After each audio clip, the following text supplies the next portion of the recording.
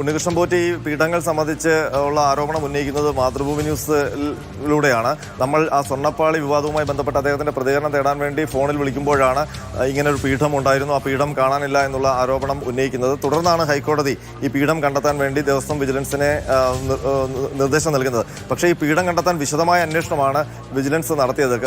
കഴിഞ്ഞ കുറേ ദിവസങ്ങളായി അതിൻ്റെ പിറകെയായിരുന്നു. തിരുവിതാംകൂർ ദേവസ്വം ബോർഡിൻ്റെ ക്ഷേത്രങ്ങളിലുള്ള സകല സ്ട്രോങ് റൂമുകളും ഇന്നലെ വരെയായിട്ട് അവർ പരിശോധിച്ചു. ആറന്മുളയിലും തിരുവനന്തപുരത്തെയും ശബരിമലയിലും ഒക്കെ സ്ട്രോങ് റൂമുകൾ തുറന്ന് പരിശോധിച്ച് അതിനകത്ത് ഈ പീഠമില്ല എന്ന് ഉറപ്പുവരുത്തി. അതിനുശേഷമാണ് ഉണ്ണികൃഷ്ണൻ പോറ്റിയുടെ മൊഴി രേഖപ്പെടുത്തിയത്. അതിന് ഒപ്പം തന്നെ അദ്ദേഹത്തിൻ്റെ ബാംഗ്ലൂരുവിലെയും തിരുവനന്തപുരത്തെയും വീടുകളിൽ പരിശോധനയും നടത്തി.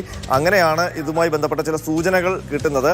ആ സൂചന പ്രകാരമാണ് ഇന്നലെ അദ്ദേഹത്തിൻ്റെ ബന്ധുവിൻ്റെ വീട്ടിൽ റെയ്ഡ് നടത്തുന്നത്. ആ റെയ്ഡിലാണ് ഈ പീഠങ്ങൾ കണ്ടെത്തിയിരിക്കുന്നത്. ഏതായാലും തിരുവിതാംകൂർ ദേവസ്വം ബോർഡിന് വലിയ ആശ്വാസമാണ്. കാരണം ശബരിമലയുമായി ബന്ധപ്പെട്ട ഒരു പ്രധാനപ്പെട്ട ഒരു ആഭരണം അല്ലെങ്കിൽ അവിടുത്തെ ഒരു പ്രധാനപ്പെട്ട സംഗതി കാണാതെ പോയി.